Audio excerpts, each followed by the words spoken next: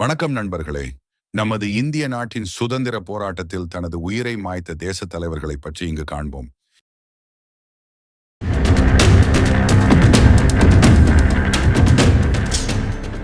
இன்று நாம் காணவிருப்பது மருது சகோதரர்கள் பற்றிய வரலாறு.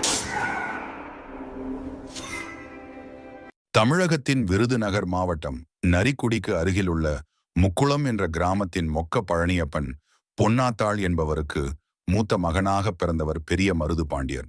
இரண்டாவதாக பிறந்தவர் சின்ன மருது பாண்டியர்.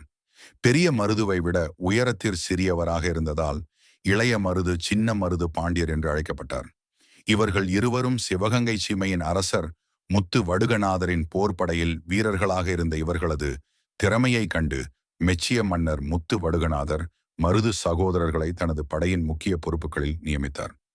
1772 ஆம் ஆண்டில் பிரிட்டிஷ் கிழக்கிந்திய நிறுவனம் வரி செலுத்த மறுத்ததற்காக முத்துவடுகநாதர் தேவரை கொண்டது. இருப்பினும் மருது பாண்டியரும் ராணி வேலுநாச்சியாரும் தப்பி ஓடி கோபால நாயக்கருடன் விருப்பாட்சியில் 8 ஆண்டுகள் தங்கினர். இந்த நேரத்திற்கு பிறகு பாண்டியர் தலைமையிலான ராஜ்யங்களின் கூட்டணி சிவகங்கையை தாக்கி 1789 அதை மீண்டும் கைப்பற்றியது. மருது பாண்டியர் இருவருக்கும் ராஜ்யத்தில் உயர் பதவிகள் வழங்கப்பட்டன.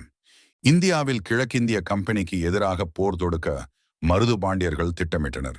போரின் குழப்பத்திலிருந்து தற்காலிகமாக தஞ்சம் புகுந்த ஊமைத்துறை குமாரசாமிக்கு அவர்கள் பாதுகாப்பு அளித்தனர். போர் தலைவர் சிவகங்கை மற்றும் அவர்களது குடும்ப உறுப்பினர்கள் பலருடன் சோழபுரத்தில் பிடிக்கப்பட்டு திருப்பத்தூரில் கொல்லப்பட்டனர். மருது சகோதரர்கள் 1801 அக்டோபர் 24 அன்று தமிழ்நாட்டின் சிவகங்கை மாவட்டம் திருப்புத்தூர் கோட்டையில் தூக்கிலிடப்பட்டனர்.